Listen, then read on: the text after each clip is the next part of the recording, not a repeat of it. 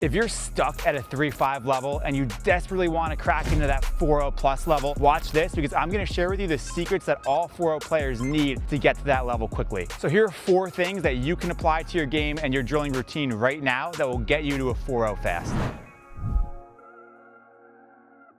So first and foremost, if you want to become a 4.0 player, you need to start drilling.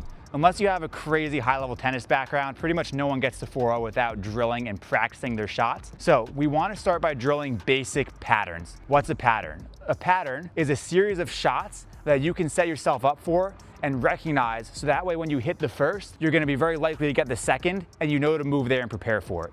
If you come out and you're just hitting blindly with no strategy behind it, you're going to be a little bit behind the ball, you're not going to be proactive, and you're not going to be able to anticipate where that next shot is coming. If you watch the pros play, you watch them get into hands battles, these firefights, and you see that ball going fast back and forth, it's not that they have superhuman reaction time, it's that they have really good anticipation. They recognize the patterns, so that way they know where the ball is going to come before their opponent even hits it, based on the shot that they use to set themselves up. So to get to 4.0, there are a few super basic patterns that you need to start drilling. And if you drill these patterns, they're gonna become ingrained in your muscle memory. So that way, when you go out onto the court to play a real game or a real competition, you're gonna start executing these patterns as a series of shots, and you'll be able to follow it to a T, and it's gonna work for you to set yourself up to win the rally. So the first strategy is to follow your dink and shift with the ball. So a lot of 3.5s will hit a dink, and they'll stay flat-footed without moving. What this does is it exposes me to a speed up through the middle because I'm not covering that section of the court. But why should I cover that section of the court, or how do I know to cover that section of the court? Can my opponent then hit it back there behind me? Not for a winner. So what I always want to do is make sure that I'm following the ball because I'm covering the high percentage spots. When my opponent is taking a forehand from the middle of the court, to be able to blast it past me to the outside of the court with enough pace that it's going to affect my hands, it's going to be out. I really don't have enough room to land that shot on the outside of the court within a foot from the sideline and past somebody that's defending the middle. Sure, we could dink over there, but a dink's soft, it's slow. Anybody can get there. We don't have to worry too much about that. The easiest places for my opponent to speed up to are through the middle or down the line where my partner's gonna have the cover. So I don't have to worry about that spot. I just have to worry about covering the middle. And it's the same thing if my opponent has a backhand, but even now it's even more likely that my opponent goes down the line to my partner or through the middle because that angle is super sharp to hit a speed up out wide. So if he hits a backhand, we can kind of forget about them hitting a cross court speed up winner. It's not gonna happen. And if it ever does happen, say good shot, because it probably won't happen again. It's very, very low percentage. We wanna play their percentages. So that's that first pattern. Well, now when I hit the ball cross court, I just need to make sure that I'm following into the middle because not only will this allow me to cover those middle speed ups, but it also allows me to lean in and take more balls out of the air so I can attack and create offense. And then if my opponent dinks back out wide, I'm just gonna follow it back over there, come cross court, and come into the middle. So I should be drilling this with a partner over and over and over again, working on moving side to side and getting used to covering through that middle every time I dink cross court.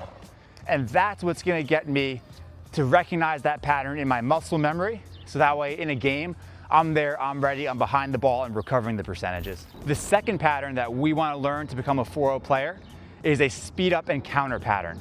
So at 3.5 and under, a lot of your speed ups off the bounce don't really come back.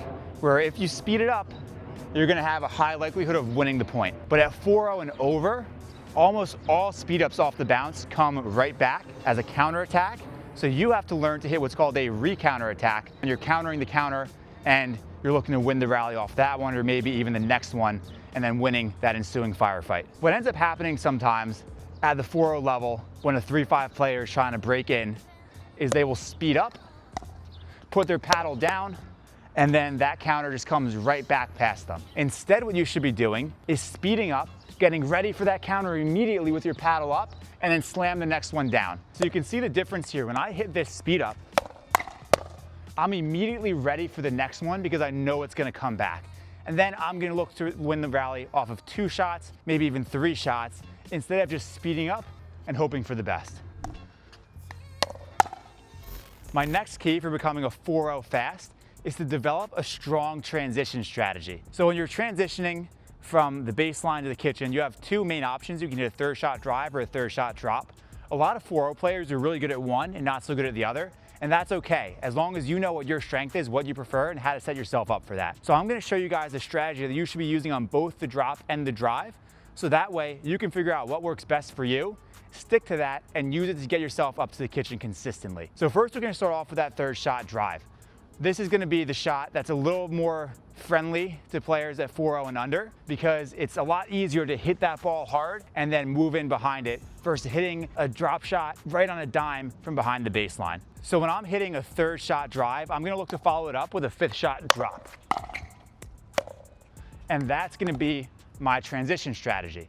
So I hit the drive, my next one's gonna be a drop, which is gonna land ideally about halfway between the kitchen line and the baseline, and then from there, I can move up to the kitchen. So why am I hitting that drop as a fifth shot? The third shot drive is meant to set myself up for an easier drop opportunity. The drop is ultimately going to be the safest way to get up to the kitchen, but it's very hard to execute when I'm back there behind the baseline because I have a great distance to cover and a very small space to land the ball in. So instead what I can do is hit a nice drive right to my opponent. Ideally, if they're moving, I hit it a little bit away from them. But if they get it back, no problem at all, because when it comes back, it's probably gonna come a little bit shorter. The return of serve is easy to get back past here because you're hitting a ground stroke and you can swing right through it. When you're returning a drive as a volley, it's tough to get it deep in the court, especially if you kept that drive nice and low. So that means that we can hit a fifth shot drop from the middle of the court, which is gonna be significantly easier than hitting it from behind the baseline. As you guys know, the closer you are to the kitchen, the easier it is to get the ball in the kitchen. So I take a drop from here any day over a drop from back here.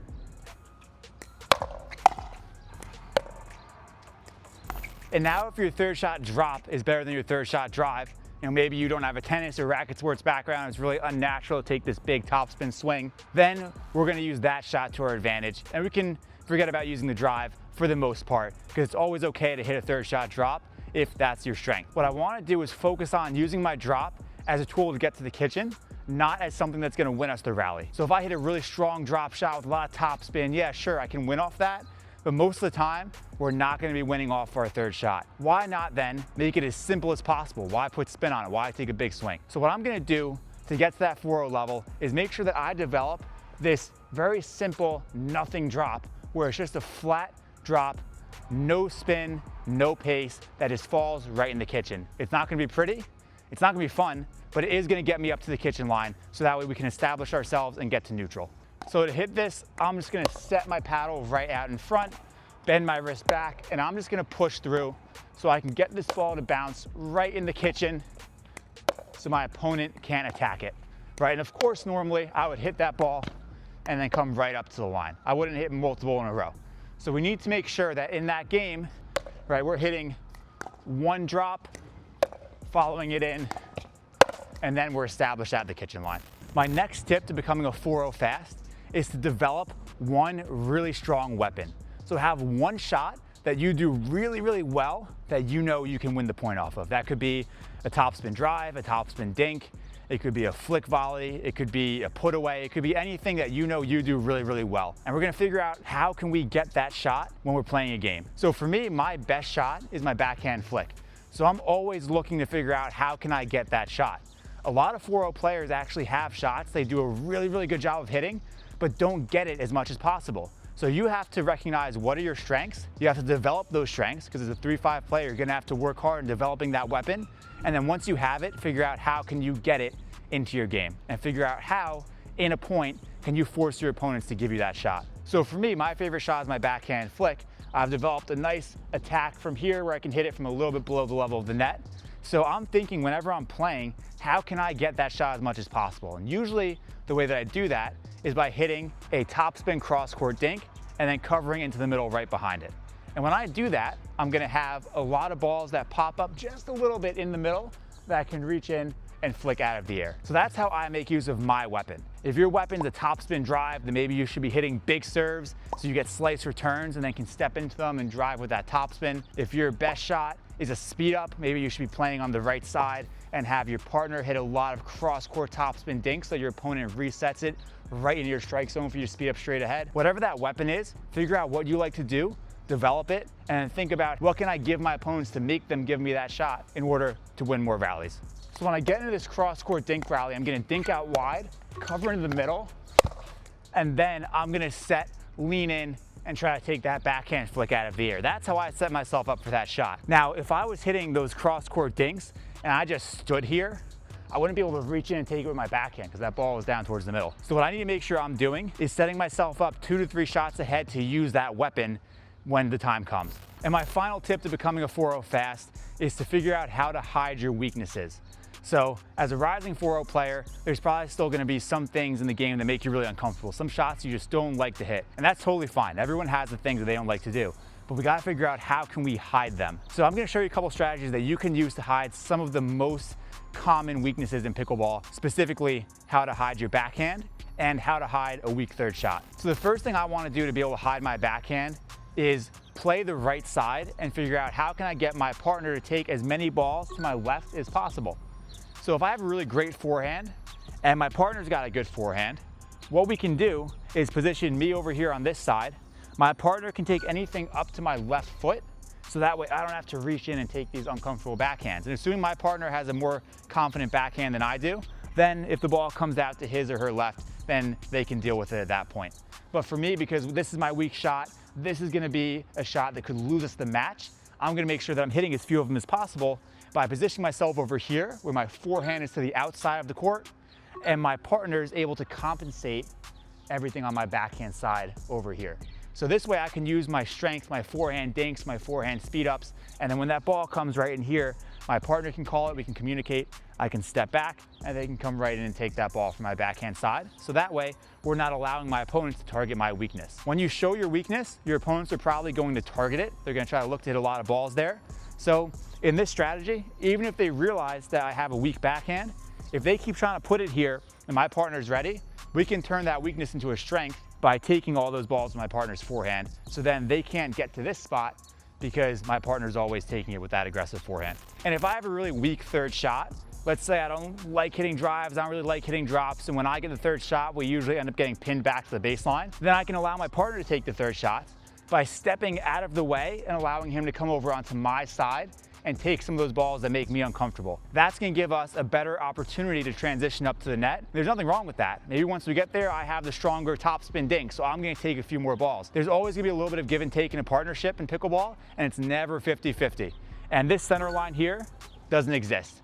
After the serve bounces, you can forget that line is even there. So let's say the return comes over to me towards my backhand side. I'm just gonna step out of the way and let my partner take it with the forehand. So even though he crossed there onto my side to hit that drop, that's totally okay because we know that his forehand is better than my backhand. So we're gonna hide that weakness of mine by allowing him to come right over and take the third shot so we can transition and get to neutral. So if you start practicing those 4 tips right now, whether you're a 3-5 looking to crack that 4.0 level or a beginner that just wants to get as good as possible, as fast as possible, you're gonna be able to get there pretty quickly with just those 4 things, applying them to your game, applying them to your drilling routine, and please make sure you guys are drilling so you practice these things. And the strategic part, you don't even need to practice that much, just make sure that you're paying attention to it as you're playing. So once you get to 4.0, let us know which one helped you the most, and hopefully I'll see you guys on that 4.0 court soon.